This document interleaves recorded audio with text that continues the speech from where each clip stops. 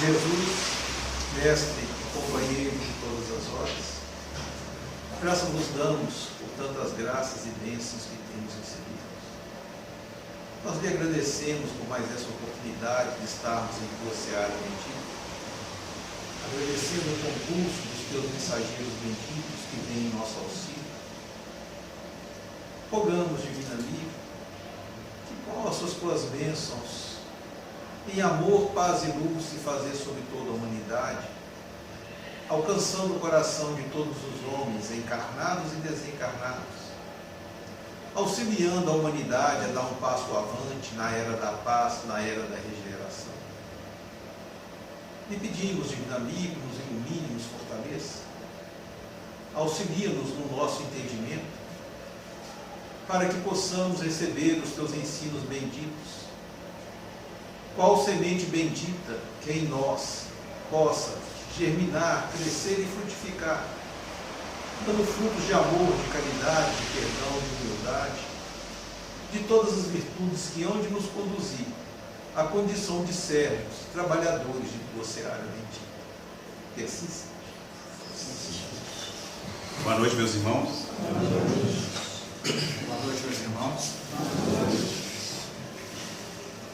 Dando prosseguimento ao nosso estudo do Evangelho segundo o Espiritismo, no capítulo Honrai a vosso pai e a vossa mãe, estudaremos hoje a lição A Ingratidão dos Filhos e os Laços de Família.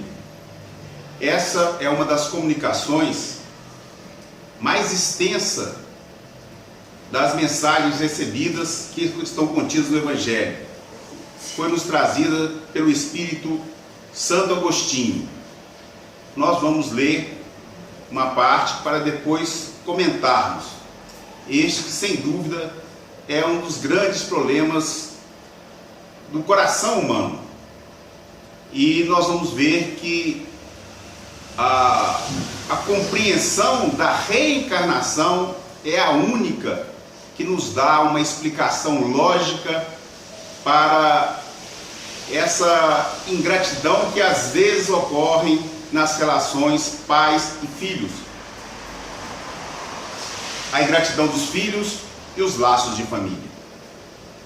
A ingratidão é um dos frutos mais diretos do egoísmo. Revolta sempre os corações honestos, mas a dos filhos para com os pais apresenta caráter ainda mais odioso. É em particular desse ponto de vista que a vamos considerar, para ali analisar as causas e os efeitos. Também nesse caso, como em todos os outros, o Espiritismo projeta luz sobre um dos grandes problemas do coração humano.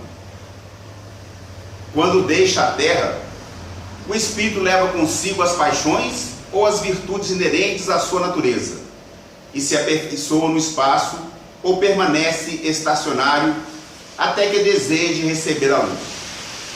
Muitos, portanto, se vão cheios de ódios violentos e de saciados desejos de vingança. Alguns dentre eles, porém, mais adiantados do que os outros, é dado entrevejam uma partícula da verdade. Apreciam então as funestas consequências de suas paixões e são induzidos a tomar resoluções boas. Compreendem que, para chegarem a Deus, uma só é a senha: caridade. Ora, não há caridade sem esquecimento dos ultrajes e das injúrias. Não há caridade sem perdão, nem com o coração tomado de ódio. Então, mediante inaudito esforço, mediante grande esforço, conseguem tais espíritos observar os a quem eles odiaram na terra. Ao vê-los, porém, a animosidade se lhes desperta no íntimo. Revoltam-se à ideia de perdoar, e ainda mais, a de abdicarem de si mesmos, sobretudo a de amarem os que lhes destruíram, quiçá, talvez, os haveres, a honra, a família. Entretanto, abalado fica o coração desses infelizes. Eles hesitam, vacilam, agitados por sentimentos contrários. Se predomina a boa resolução, oram a Deus imploram aos bons espíritos que lhes deem forças. No entanto, deem forças no momento mais decisivo da prova. Vamos fazer uma pausa aqui para comentarmos esta parte. Como explicar, através da unicidade da vida, de uma única vida material, por que em famílias que muitas vezes, onde o pai e a mãe se esforçaram tanto para a criação e educação dos filhos, e às vezes com 2, 3, 4 filhos, e encontramos ali filhos completamente diferentes uns dos outros, e pais que foram bons pais receberem muitas vezes a ingratidão como pagamento de todo o carinho, de todo o desvelo que despenderam para com os seus filhos. Porque a genética não pode explicar, visto que se 4 filhos são provenientes desse mesmo casal, geneticamente eles têm uma carga parecida. Se receberam a mesma educação, o mesmo carinho, a mesma ternura dos pais, convivendo no mesmo agrupamento familiar, por que então tão diversa reação? A reencarnação vai nos explicar aquilo que só o conhecimento da vida material não seria possível explicar. Conversamos no estudo passado que é uma sabedoria do Criador que destina a todos nós, que somos imortais, a perfeição como meta. Ora, se eu usei o exemplo, se eu não gosto do irmão João, é só um exemplo, grande admiração pelo irmão João, não gosto, fomos inimigos no passado. Eu, aqui no Brasil, o irmão João, um chinesinho mais... Na África. Na África, porque um chinesinho assim fica meio esquisito, mas na África, nunca nos encontraríamos. Como então romper a barreira do ódio? Não seria possível romper a barreira do ódio, porque não é romper a barreira do ódio, é criar os liames do amor. Para criar os liames do amor é necessário conviver, relacionar. É o primeiro núcleo educacional, é o lar, é a família. É impossível conviver em família sem perdoarmos uns aos outros. Quantas vezes? Às vezes nos excitamos um pouco mais, usamos uma palavra mais ríspida, e que aí precisamos nos desculpar, nos harmonizar, dependemos uns dos outros. E na relação pai e filho? Porque ninguém chega à maturidade sem necessitar enormemente dos seus pais. É impossível um recém-nascido sobreviver por ele mesmo. Então já começam ali esses laços de afetividade. Mas como o Espírito Santo Agostinho nos falou, vai haver, à medida que se desenvolve o corpo e à medida que o Espírito vai se apropriando do seu patrimônio evolutivo, auferido nas várias reencarnações, que aquelas antipatias comecem a aparecer. Então vamos notar que às vezes determinadas crianças recusam o colo do pai ou da mãe, se afastam, brigam, fazem pirraça, porque é uma luta entre a ternura que ele está recebendo e o passado que ainda grita dentro dele. É uma luta. Então, sem querer culpar, na condição de pais, precisamos acolher. E não há semeadura que não germine. Não há semeadura que não germine. Então, é fundamental dentro dos nossos lares, principalmente para com os nossos filhos, abraçarmos, acolhermos e nos entendermos e nos perdoarmos mutuamente. Então, é sobre esse difícil problema comuns nas nossas famílias que vamos estudar hoje à luz do Espiritismo e das orientações do Cristo. Irmão João. A gente observando o título da lição, a ingratidão. Ingratidão é falta de reconhecimento aos benefícios recebidos. Nós sabemos, pelo próprio texto que foi lido, que quando nós saímos do corpo físico, adentramos o mundo espiritual, nós pedimos aos mentores espirituais a oportunidade de retornar àquela família para que haja reconciliação.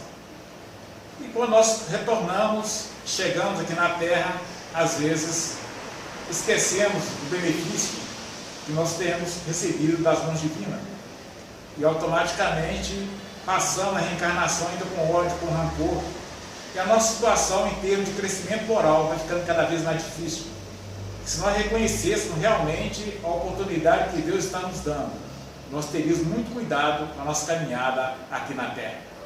Essa é uma das razões que um dos mentores da casa, nosso irmão Tairo Benedito, ele falou que é muito bom nós meditarmos a respeito da vida que nós estamos levando no momento, para que nós tenhamos uma reencarnação mais proveitosa, para que no futuro nós tenhamos condição, talvez, de programar nossa própria reencarnação. E no Livro dos Espíritos, eles colocam essa palavra laços de família na parte relativa às leis morais da vida, que é uma lei moral. Então ele diz aqui o seguinte, na questão chamada, o texto chama Laços de Família, a 773, questão 773. Kardec pergunta aos espíritos, porque entre os animais, os pais, os filhos não se reconhecem mais, logo que esses não têm mais necessidade de atenções.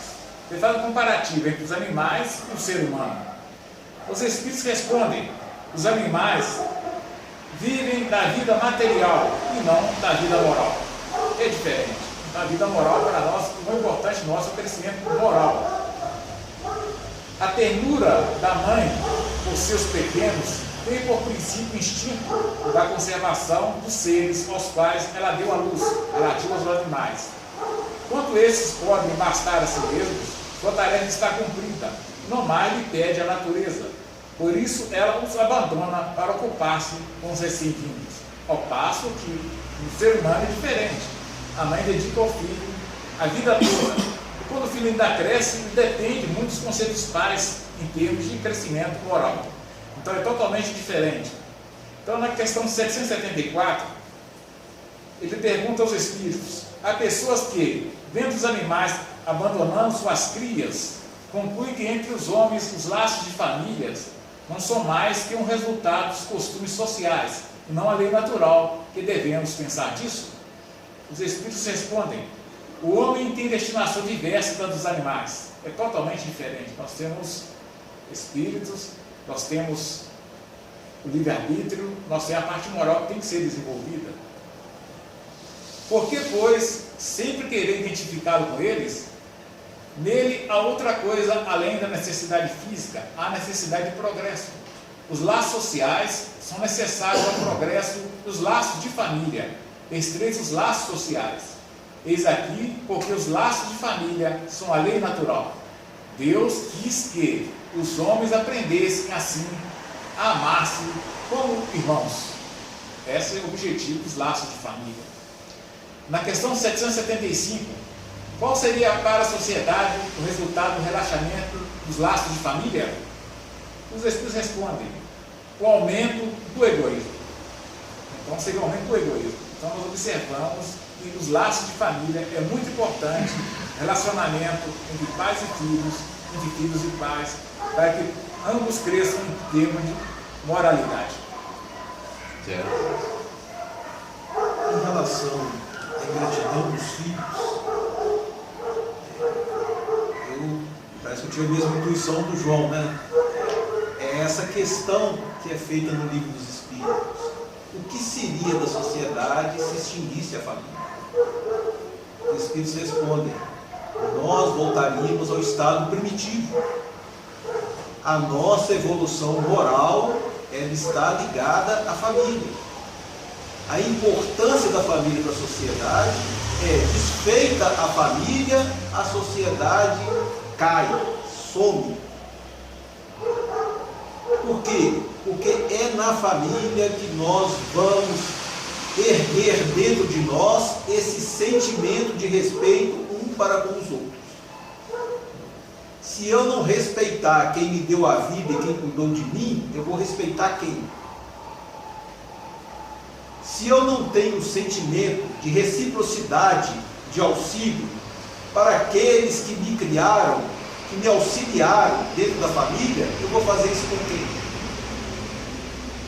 Com a sociedade? Com o governo? Não. Essa visão social, ela some. Então, na família, é que nós, espíritos ainda imperfeitos, vamos progredir em termos morais.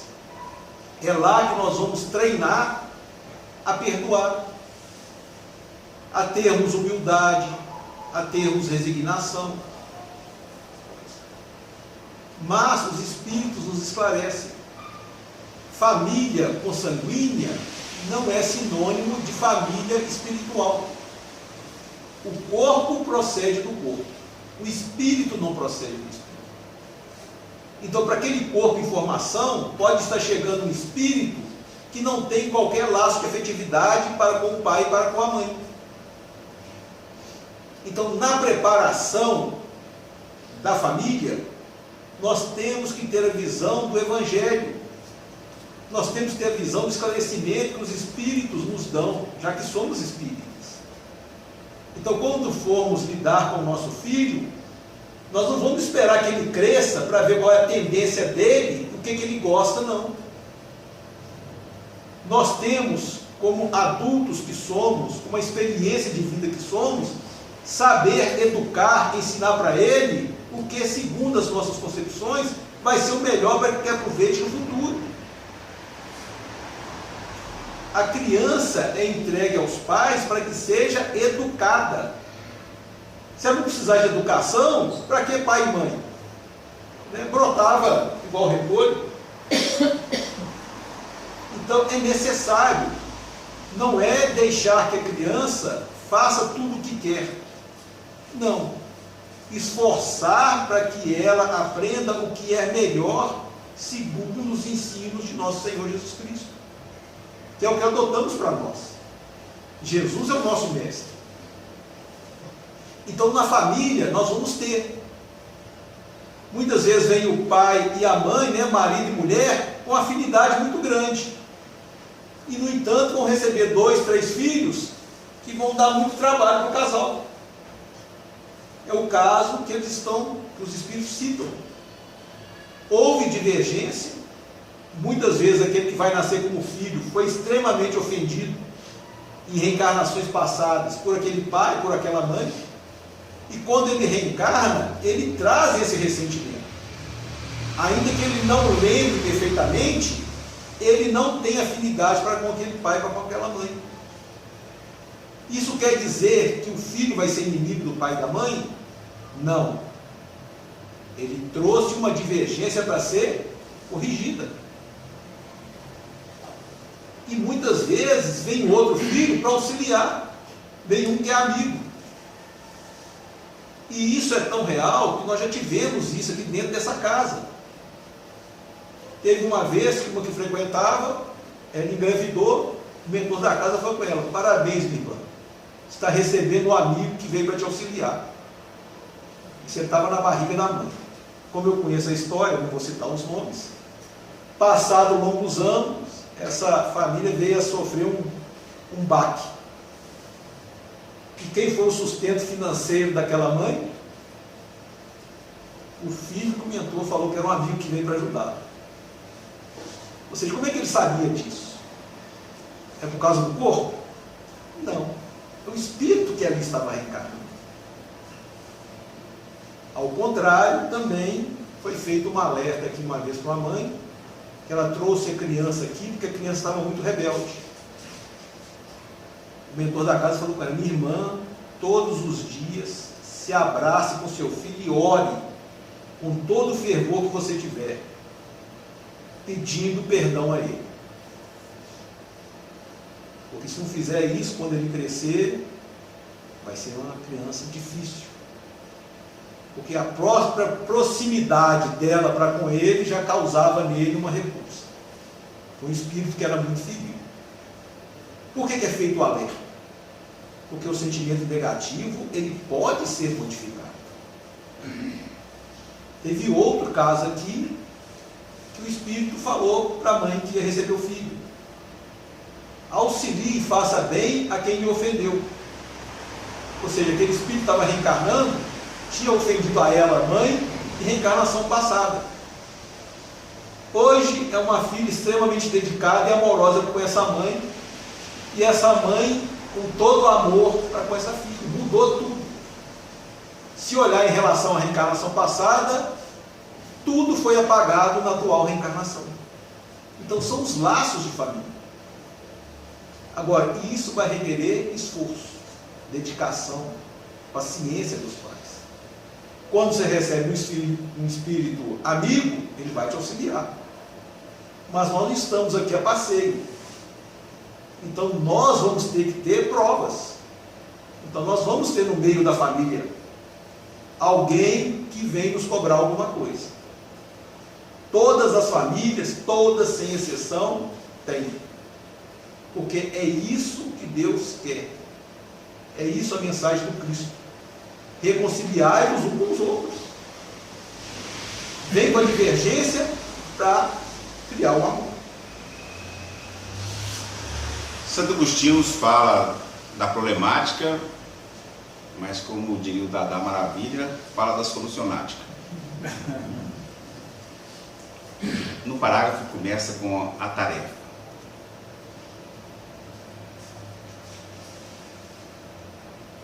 Pode subir. Mais.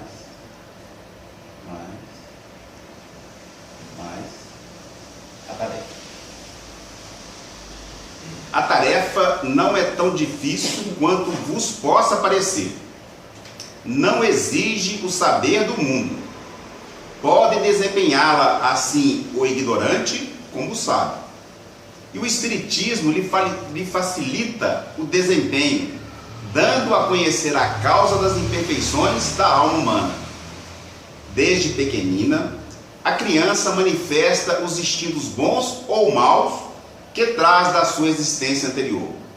Estudá-los, devem os pais aplicar-se. Todos os males se originam do egoísmo e do orgulho. Espreitem, pois, os pais os menores indícios reveladores do germe de tais vícios e cuidem de combatê-los, sem esperar que lancem raízes profundas. Façam como o bom jardineiro, que corta os rebentos defeituosos à medida que os vê apontar na árvore. Se deixar se desenvolvam o egoísmo e o orgulho, não se espantem de serem mais tarde pagos com a ingratidão. Então nós vemos aqui, meus irmãos, que à medida que a criança vai se desenvolvendo, ela vai manifestando as suas tendências. E a criança, por que existe a infância na vida imortal dos espíritos? Os espíritos falam, é aquela página em branco que pode ser escrita, pode ser modificada. Então, se desde cedo ensinarmos aos nossos filhos a oração, o amor ao próximo, combatendo o orgulho, o egoísmo, isto vai germinar. Ao contrário, se deixarmos esses defeitos se desenvolverem. Tem uma citação de um grande filósofo, 500 anos antes de Cristo: se educarmos as crianças, não será necessário corrigir os adultos. Pitágoras. Então, a infância é para isso. Já comentamos aqui, são 3 as funções dos pais. São co-criadores, são provedores e são educadores. Educar é muito diferente de instruir. Instruir é fazer adentrar o conhecimento externo dentro do indivíduo. Educar é fazer pulsar a centelha divina que está dentro para que se manifeste fora. Só existe uma maneira de educar. Albert Schweitzer. O exemplo não é a melhor forma de educar, é a única forma de educar.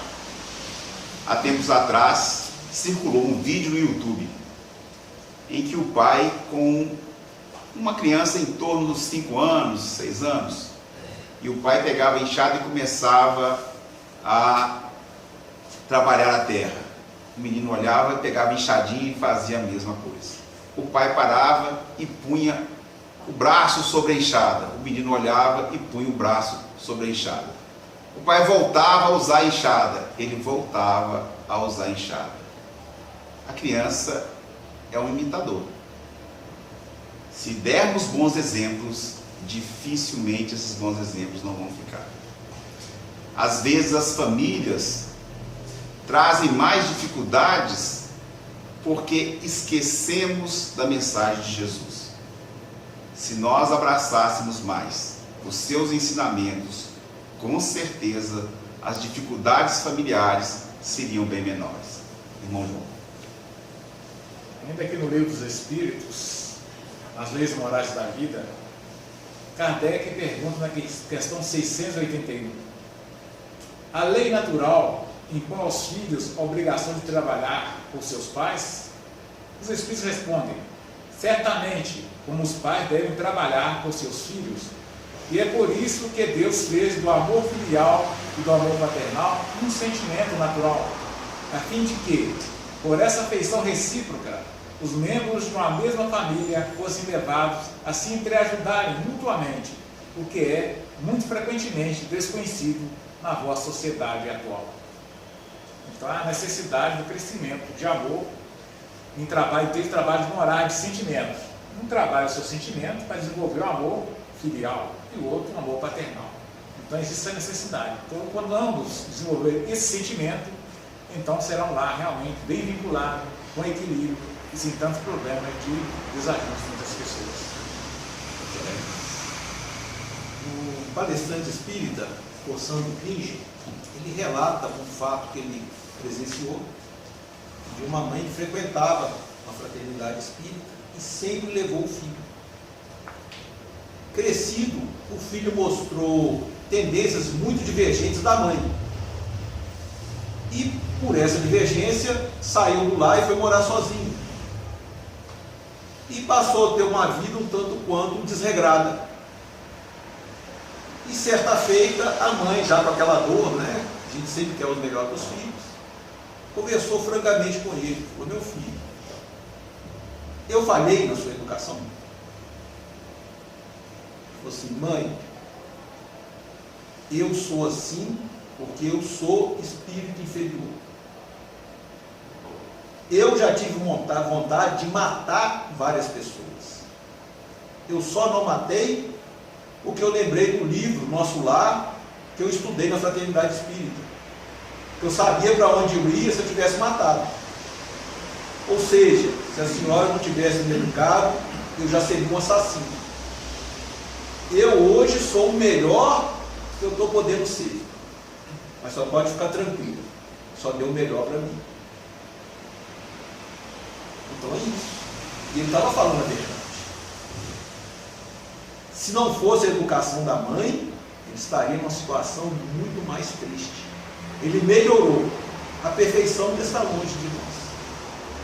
Então a importância da educação é isso.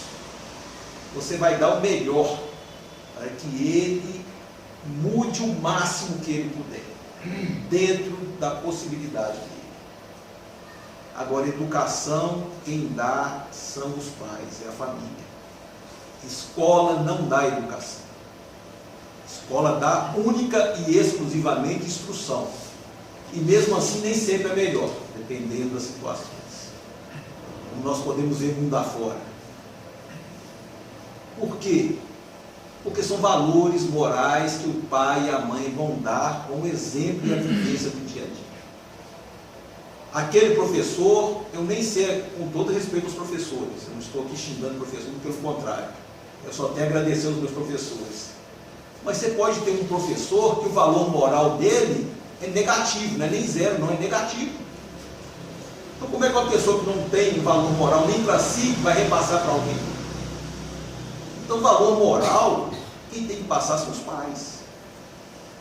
Para os meus filhos, eu não sou exemplo de nada, né? Não estou me colocando como exemplo. Eu segui a orientação do Mestre Jesus.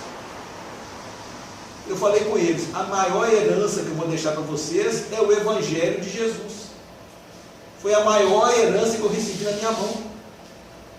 É o sustentáculo da minha vida. Porque quem na terra não vai passar por dificuldades. Todo mundo. E você tem que ter um ponto de apoio para você não despencar no chão. E esse apoio é a fé. Então não vamos esperar nossos filhos crescer para ele decidir se ele quer ser uma religião, se ele quer ser religioso, se ele quer acreditar em Deus. Não. Eu vou passar o que eu acho melhor. Eu acho que é melhor isso. Passo. Quando ele crescer, ele olha se o que eu passei é o melhor ou não e ele decide. Mas eu vou passar primeiro. E deixa ele decidir depois. Porque se eu não passar agora, como é que ele vai ser? Será que vai dar tempo quando ele tiver um problema? Será que a fé vai chegar para ele nesse momento? Porque é diferente. Eu vi pessoas passando por dificuldades enormes, rindo e agradecendo a Deus.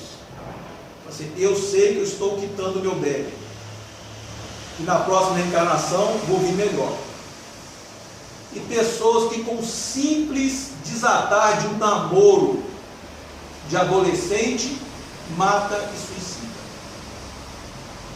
E eu estou falando um caso concreto, eu não vou querer citar nomes aqui porque não é a finalidade da reunião.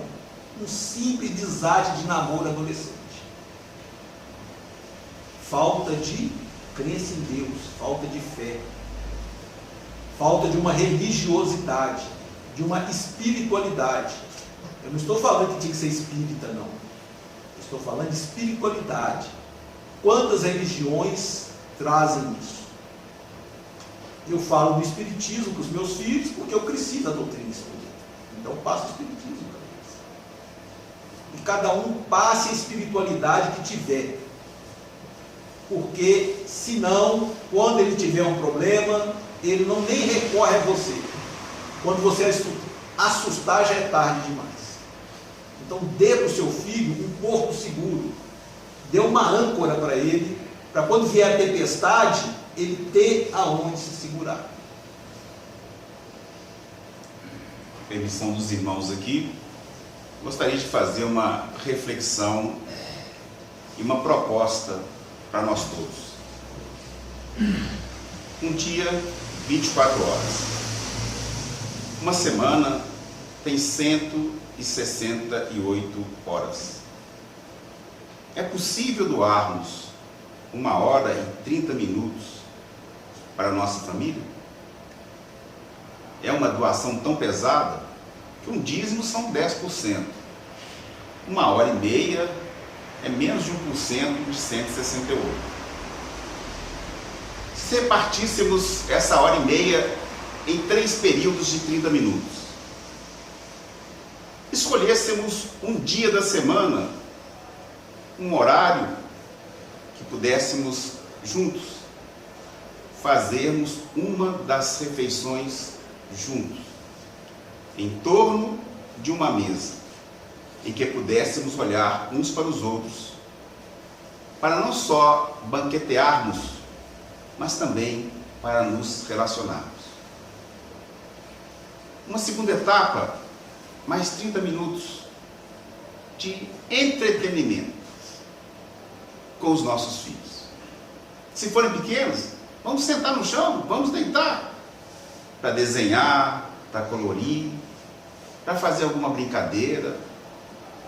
Quem sabe aquela de mímica, de adivinhar o que está fazendo, mas todos reunidos para nos relacionarmos, nos conhecermos, nos sentirmos. E 30 minutos para sentarmos em torno de uma mesa com o Evangelho e convidarmos Jesus para fazer parte da nossa família. Será que é muito? 3 períodos de 30 minutos? Podemos escolher o dia, podemos escolher a hora. Será que é muito? Não temos tempo para os nossos? Uma proposta para nós: uma refeição por semana, um entretenimento por semana e um culto no lar por semana. 20, 30 minutos para ganharmos a nossa família. Eu duvido que não melhoremos assim os nossos lares, as nossas famílias e a nós mesmos. Que Jesus nos abençoe e nos ilumine.